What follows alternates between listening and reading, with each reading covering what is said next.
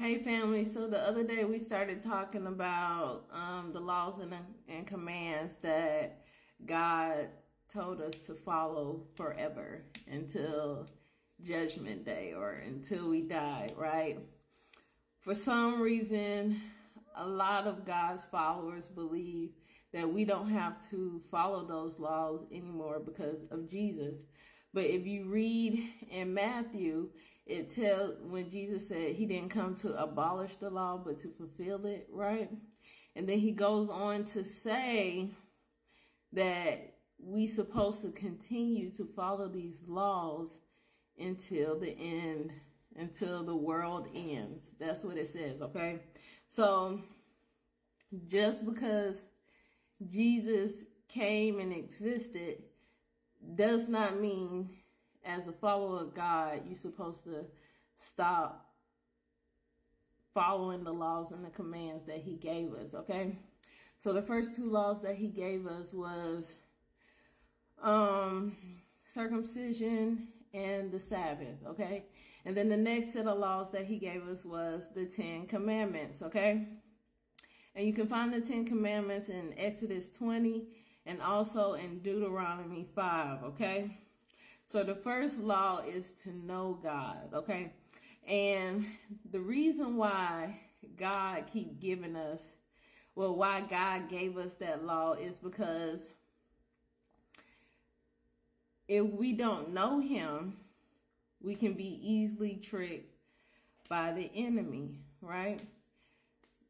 That's what happened to, Adam and Eve. We're reading the book of Adam, the first and second book of Adam and Eve. And that's what keeps happening to them throughout the book is because, they was around God, but it's like you never really know somebody until you have to know them. You know what I'm saying? Like, they didn't start learning God until after they got kicked out of the garden.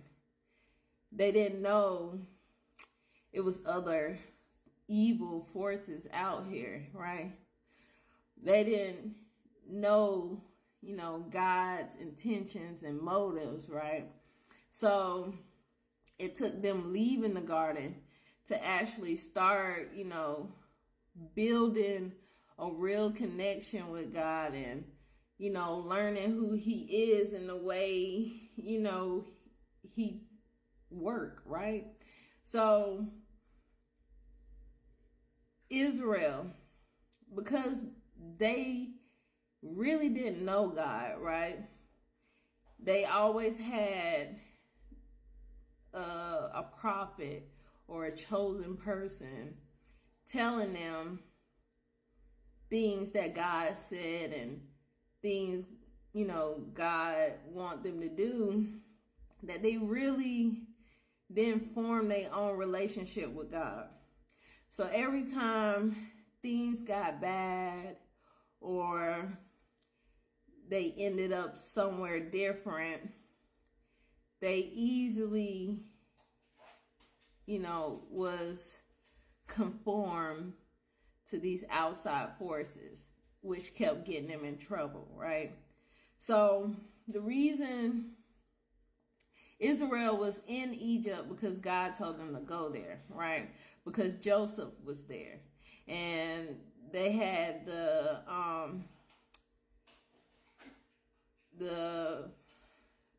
thing going on when there's no food.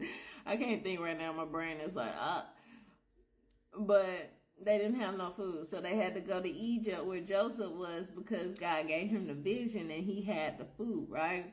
So God told Jacob and the rest of his sons to go to Egypt, okay? So they was in Egypt. They was good while Joseph was ruling, while he was in position. But when Joseph died, they had nobody, how I can say, to keep them in check, right? To make sure they was following God's laws.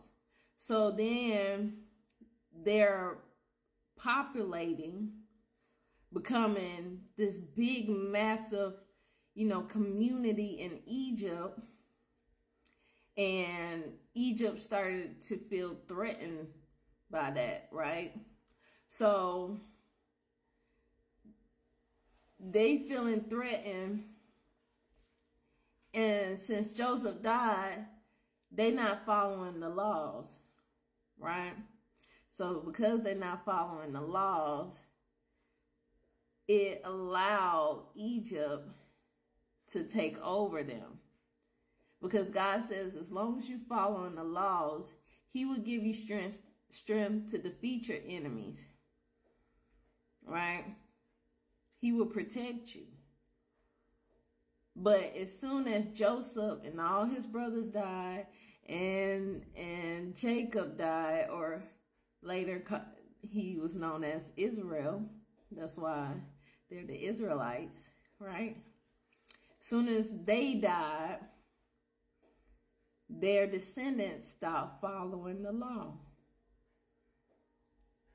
And then Egypt was able to overtake them and put them in slavery.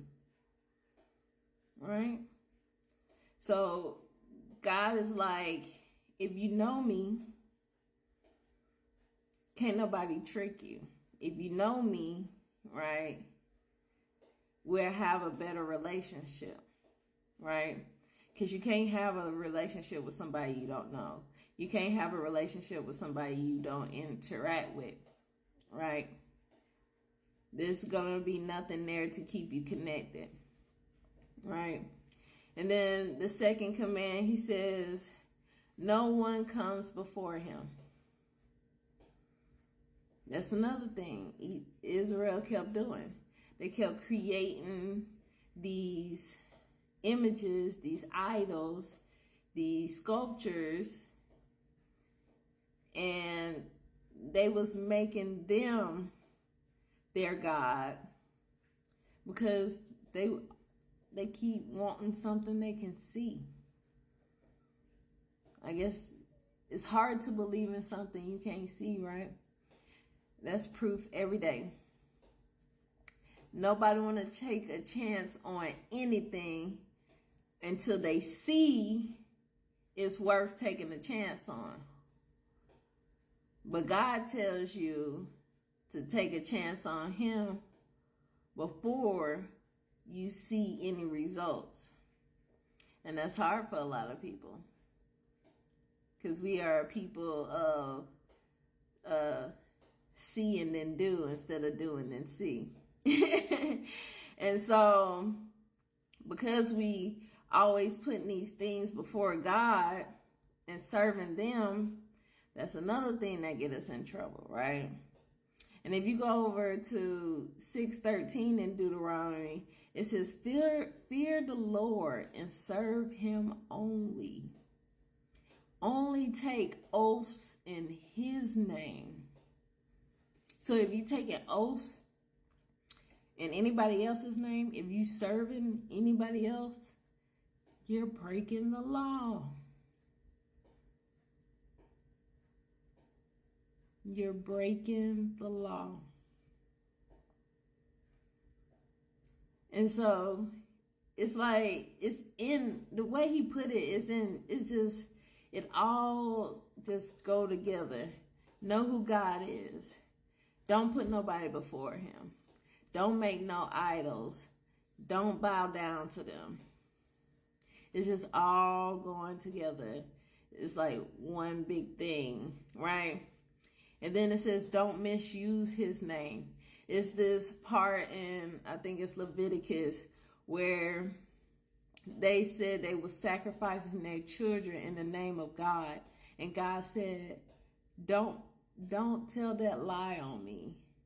Don't be telling people you doing that for me, because I would never tell you to sacrifice your children for me. Right? So God is like, don't lie on my name. Don't misuse my name. Like, that lowers the value of me every time you use my name without any meaning. Right? We're going to have to do a part 2, okay? because I'm running out of time. But we got to talk about this.